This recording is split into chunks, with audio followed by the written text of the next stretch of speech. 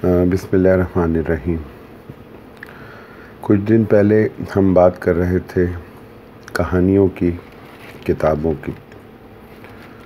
और इस हवाले से ये बात हुई थी कि ये बातें कभी ख़त्म होने वाली नहीं हैं और कहानी का इंसान के साथ जो रिश्ता है वो सदियों पुराना है, हज़ार साल से, और जब तक इंसान इस ज़मीन पर ज़िंदा है ये रिश्ता चलता रहेगा। अनगिनत तरह की कहानियाँ हैं, कुछ सच्ची, कुछ हकीकी, कुछ फ़र्ज़ी,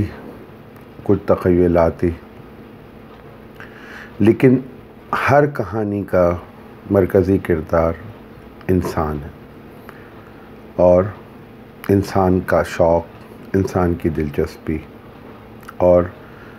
इंसान की ज़हनी तफरीह। जो सच्ची और हकीकी कहानियाँ होती हैं वो हमारे साथ साथ चलती रहती हैं, हमारी अपनी कहानियाँ होती हैं, हमसे जुड़े हज़ार लोगों की कहानियाँ होती हैं और वो तमाम कहानियाँ ऐसी होती हैं कि जिसमें कोई भी चीज़ पहले से लिखी हुई नहीं होती, बज़ाहिर होता चला जाता है, चीज़ें ज़ाहिर में आती रहती हैं और वो कहानी की शक्ल में ढलती रहती हैं। जिस शोबे से मेरा ताल्लुक़ है, नफ्सियात से, इसमें जहाँ एक तरफ मुझे बहुत से ऐसे लोगों से मिलना पड़ता है जो मुख्तलिफ़ तरह की ज़हनी, नफ्सियाती और आसाबी और दिमागी बीमारियों का शिकार होते हैं, तो वहाँ दूसरी तरफ ऐसे बहुत से लोग भी मुलाकात के दायरे में आते हैं जो अपनी कहानियों की वजह से, अपनी ज़िंदगी में पेश आने वाली बातों की वजह से बहुत से ऐसे मसाइल का शिकार होते रहते हैं, फिर जिनसे निकलना उनके लिए दुश्वार होता है और उनकी शख्सियत और उनकी ज़िंदगी का ज़ाविया एक ऐसी ख़ास शक्ल में ढलता चला जाता है कि जिसके बाद फिर वो लाख चाहने के बावजूद उस दायरे से ख़ुद को बाहर नहीं निकाल पाते। नफ्सियाती बीमारियां अपनी जगह, ये मौजू का हिस्सा नहीं, लेकिन जब बात कहानियों की होती है तो उन कहानियों में चूँकि हम ख़ुद मरकज़ी किरदार होते हैं और हमारे इर्द गिर्द के जो लोग होते हैं वो हमसे जुड़े होते हैं, तो लिहाजा कोई भी ऐसा वाक़या, कोई भी ऐसी बात जो हमसे रिलेटेड किसी फ़र्द के साथ पेश आती है उसका इफ़ेक्ट हम पर होता है, या हम कोई फ़ैसला करते हैं या कोई कदम उठाते हैं ज़िंदगी में तो उसके असरात हमसे जुड़े लोगों के ऊपर पेश आते हैं। यूँ कह लीजिए कि हम लोग अपनी कहानियों के ख़ुद ही कलमकार होते हैं, ख़ुद ही राइटर्स होते हैं, और फिर एक वक्त, एक उम्र गुज़रने के बाद जब हम माज़ी की तरफ झांकते हैं तो हम ख़ुद ही अपनी ही ज़िंदगी की कहानियों को पढ़ रहे होते हैं और ये देख देख के हैरान हो रहे होते हैं कि क्या कभी हमने ज़िंदगी में ऐसा भी सोचा था, ऐसा भी किया था, और अगर ऐसा सोचा और ऐसा किया था तो उसकी क्या वजह थी और ऐसा क्यों हुआ था, और आज हम जिस मुकाम पर हैं और जिस तरह से ज़िंदगी हमसे पेश आ रही है, इन तमाम बातों के पस मंज़र में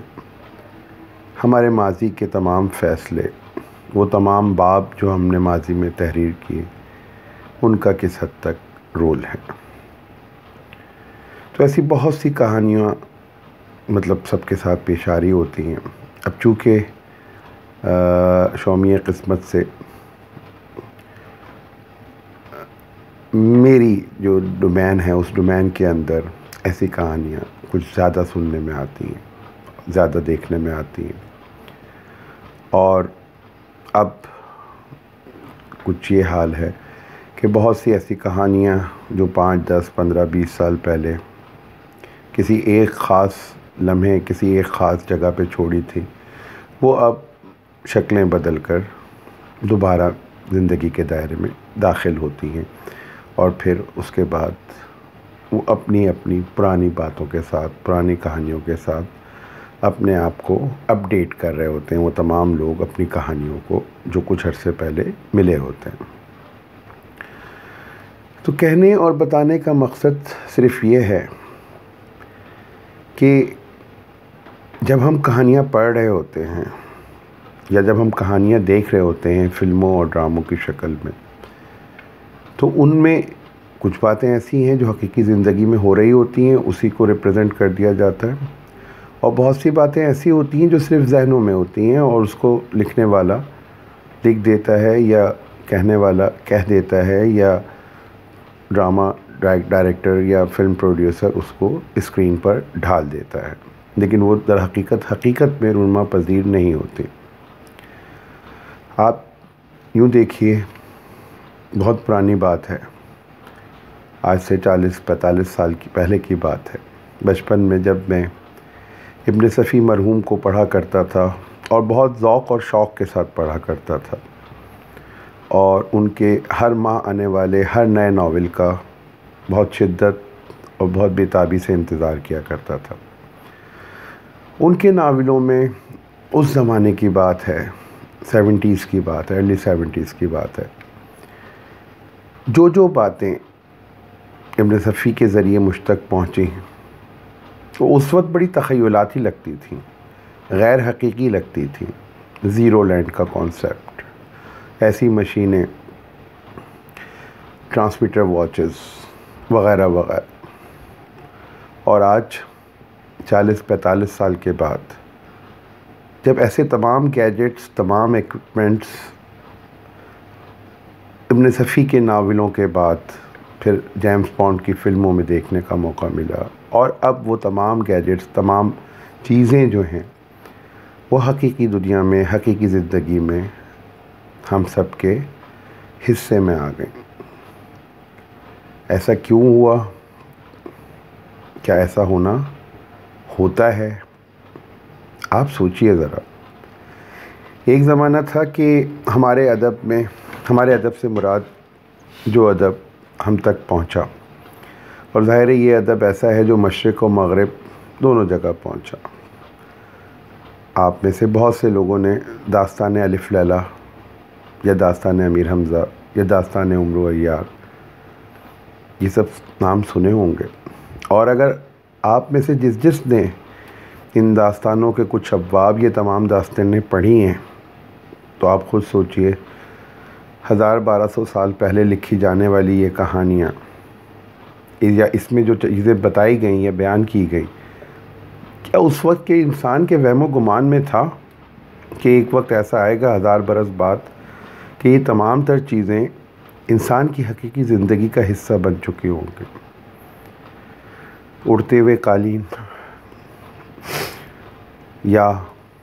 ऐसे जादू के गोले जो कहीं गिरे और पल भर में पूरी आबादी को नेस्तो नाबूद कर दें? नहीं ना। तो कहने का और बताने का जो दूसरा मकसद हुआ वो ये, हम जो सोचते हैं, हम जो ख़याल हमारे दिल में आता है या जो ख्वाब हम देखते हैं, ये जो तसव्वुर हम जिस चीज़ का करते हैं, वो तमाम तर चीज़ें, वो ख़याल, वो ख्वाब, वो तसव्वुर अगर हम तयक़ुन के साथ, यकीन के साथ उसको रिप्रोड्यूस कर रहे हैं और करते चले जाएं,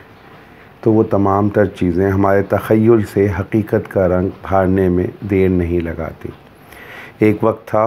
1000 बरस का वक्त लगता था और अब वो वक्त आ गया है कि जो पहले जो एडवांसमेंट, जो तरक्की कई सौ सालों में होती थी, वो अब चंद सालों या चंद महीनों में मुमकिन है। शायद इसीलिए बहुत पहले कह दिया गया था, खैर की बात करो, शर की नहीं। खैर का सोचो, शर का नहीं। खैर देखो, शर को नहीं।